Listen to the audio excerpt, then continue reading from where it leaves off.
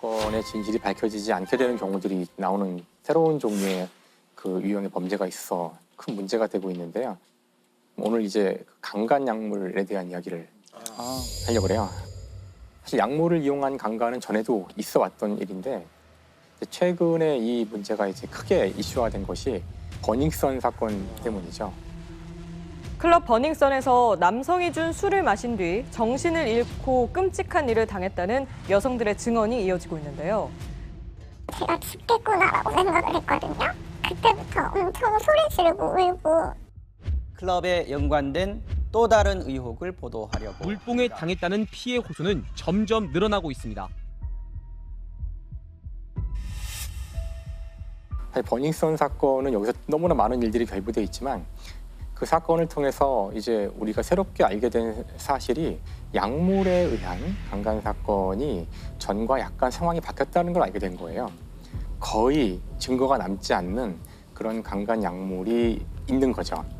흔히 이제 그걸 저희가 물뽕이라고 이제 흔히 부르고요. 이제 정확하게는 이제 GHB라고 하는데요. 네. GHB라는 약물이 있는데 이 약물 같은 경우는 무색 이제 무치고 정신을 잃고 기억을 상실하게 하는 그런 향정신성. 네네. 그렇죠. 물뽕이라고 하는 이유가 이걸 액체에 넣어서 먹게 된다고 하더라고요. 그래서 이제 물을 넣은 이제 시럽봉, 보통 이제 술이나 이런 데 타서 이제 마시게 되는 거죠.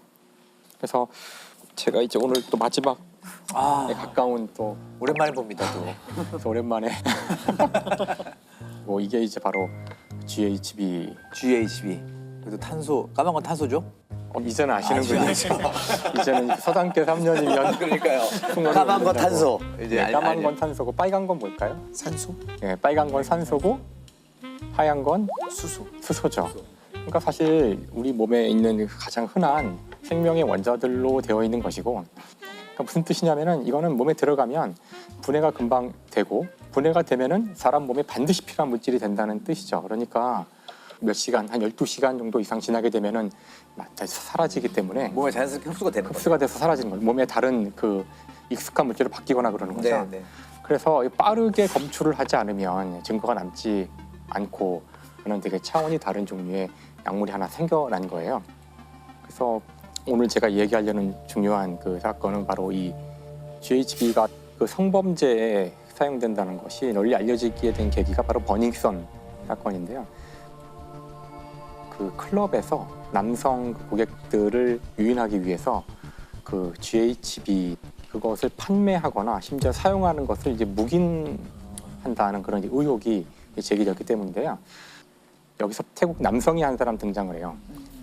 태국 남성이 버닝썬의 VIP 룸에서 만났던 한국 여성과 뭐 술을 마시고 그러다가 여성은 정신을 잃었어요. 나중에 봤는데 이게 뭔가 이제 안 좋은 거죠. 분명히 성폭행을 당한 것 같고, 그래서 이제 가서 신고를 하고 했지만 이제 이미 제가 이야기한 것처럼 증거는 나오지 않았어요. 네. 그 CCTV를 보면은 그 피해자가 별다른 저항 없이 그냥 호텔로 들어가는 장면이 잡혀 있어요. 그게 왜냐면은 그 GHB를 먹고 그 기억이 나지 않는 상태에서도 몸은 그냥 움직일 수 있다 그러더라고요. 의식이 없는 상태에서도. 근데 이것이 이제 어떤 문제를 일으키냐면은 나중에 이렇게 CCTV 같은 증거가 남았을 때 이게 자의에 의해서 같이 그 호텔에 가거나 한 것이다라는 식으로 이제 악용이 될 수 있는 이제 그런 상황이 실제로 많이 만들어지거든요. 그래서 상당히 안 좋은 그런 효과라고 할 수 있죠. 그래서 증거가 나오지 않으니까 뭐 이 사람을 뭐 붙들어둘 수는 없는 거고, 이 사람은 이제 한국 사람이 아니고 태국 사람이니까 태국으로 출국을 해버려요. 근데 결국 그때 수사가 좀 뭔가 부진했다는 이제 나중에 결론이 나와서 지금은 다시 또 이제 수배를 했다고 하더라고요. 근데 뭐 돌아오지 않으면 잡기는 어려우니까 지금 증거가 있는 것도 아니고 이제 그런 상황이라고 하는데, 어쨌든 이 이야기가 나오자 사람들이 사실 나도 그런 일이 있었어, 나도 그런 일이 있었어 하면서 이제 그 우리나라에서 많은 사람들이 물뽕, 그다음에 이 GHB라는 것의 문제에 대해서 모두가 깨닫게 된 거죠. 제 주량이 정말 크게 미치지 않는 술을 먹고 제가 필름이 끊겼다는 거. 혹시 약물 의심하냐고 물어봐서 약물 의심한다라고 얘기를 했고 약물이 안 나왔다고 하니까 내 탓으로 돌렸는데 버닝썬 클럽 폭행 보도 이후 SNS를 통해서도 강남 일대 클럽에서 물뽕에 당한 걸로 보인다는 피해 여성들의 증언이 확산되고 있습니다. 중간간 사건 같은 경우는 사실 대부분 피해자들이 난 이런 경험이 한 번도 없었는데요 하고 다 약물 의심을 하고 다 피 검사를 다 의뢰를 많이 하죠. 그런데 정말 막상 검출되는 그 약물은 없기 때문에 오히려 이 피해자를 되게 이상하게 많이들 봐요. 술 먹어서 그럴 수도 있지. 왜 술 먹다가 보면은 이전에 자기의 어떤 행동과 다르게 할 수도 있잖아요. 근데 단순히 술을 많이 해서 만취해서의 상황과 조금은 다른 것 같다는 생각을 저도 많이 했거든요. 저 참 되게 좀 답답하기도 하고. 예. 그래서 GHB 같은 경우는 2020년, 21년 사이에 그 적발된 양 무려 60배가 늘 만큼 지금 엄청나게 이게 범죄에 이용되고 있을지도 모르는 상황이라는 거예요. 근데 이거 말고도 사실 그 문제가 될 수 있는 것이 요 끝에 달려 있는 요거를 떼고 네.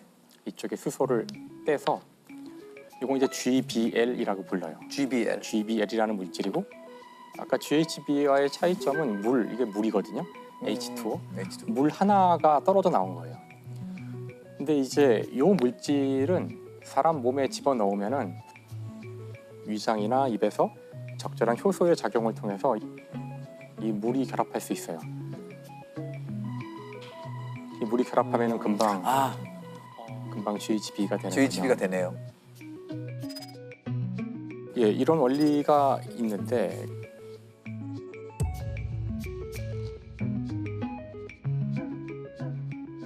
참 안타까운 일이지만 이걸 이용해서 범죄를 저지른 약사가 있어요. 뭐 약사니까 이제 요걸 이제 아는군요. 알고 있었던 것이죠.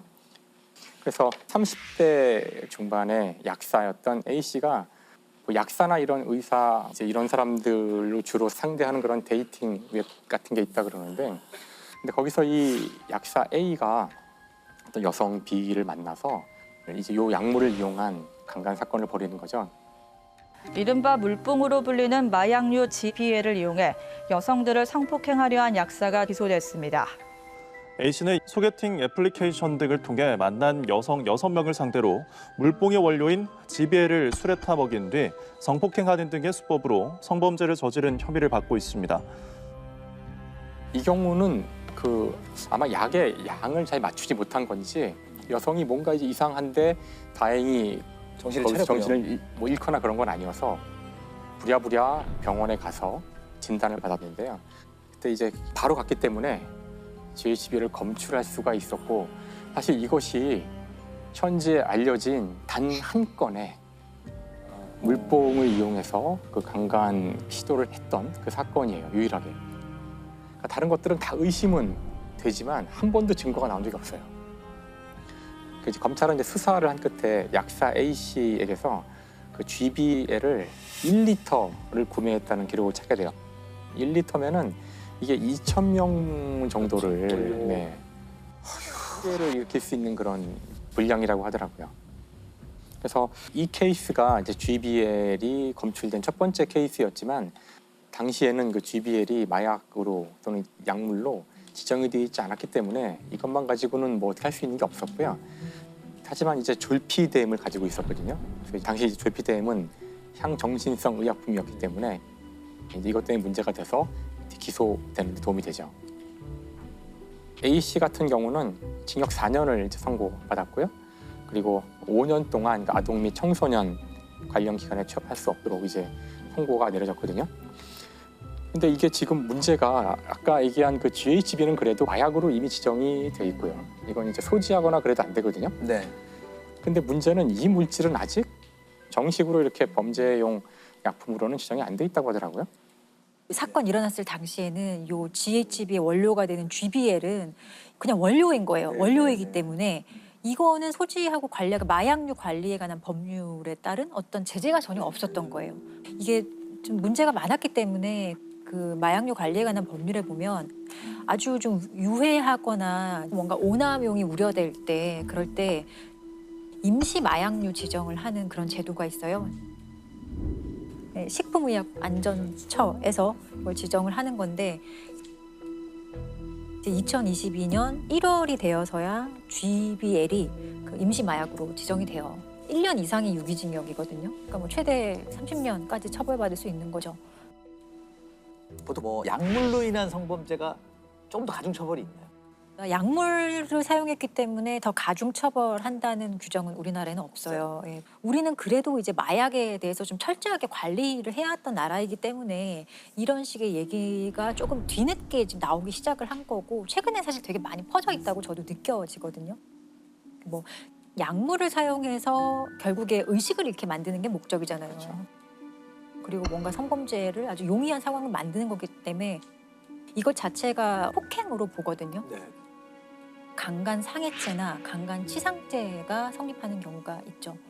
저는 칼과 총하고 무슨 차이가 있는지 더 모르겠어요. 위험할 수도 있죠. 사실은. 그러니까요. 그냥 칼을 들고 있다고 해도 피할 수도 있을 거고 눈에 보일 수도 있지만 이런데 몰래 타는 약물은 사실 오히려 모를 수 있기 때문에 이런 약물을 이용한 범죄를 특정 강력범죄에 신설을 한다든지 형량을 좀 더 강화한다든지 그럴 필요성은 전 충분히 있는 것 같아요.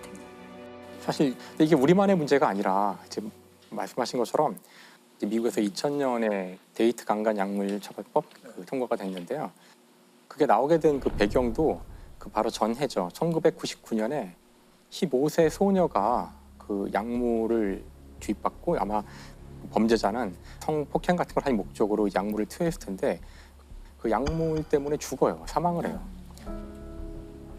근데 그때 투입했던 그 약물이 바로 이 GHB, 바로 이거였거든요.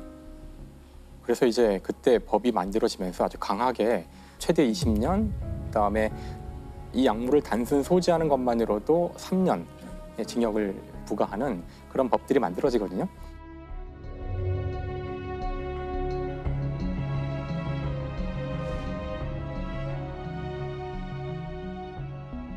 그때 이제 벌써 미국이 20년도 더 된 전의 이야기죠. 이제 우리가 이 문제를 이제 막 눈앞에 두고 있는 건데 근데 여기에 일본 같은 데는 좀 이렇게 자정적으로 제약회사들에게 이런 마약류의 성분이 있는 것들은 좀 색소를 넣어서 음료와 결합했을 때 색이 변하는 정책을 좀 이렇게 좀 많이 권유를 하고 있다고 해요. 뭐 강제적으로 시행하는 건 아닌데 그런 걸로 좀 이 최소한 어떤 뭐 물과 결합했을 때 좀 색이 바뀐다든지 그런 식으로 눈에 좀 띄게 하는 방법도 있을 것 같아요. 이게 정말 이제 안 좋은 죄인 것이 어떻게 보면 우리 사회의 근간을 흔드는 거예요. 맞아요. 사실 이제부터 사람들이 만날 때마다 저 술에 혹시 저 사람이 뭘 타지 않았을까? 이제 이래야 한다는 것이 사실 이 사회에는 정말 엄청난 그 해악을 끼치는 거라서 그 사회 전체의 신뢰를 다 깨뜨리는 거죠.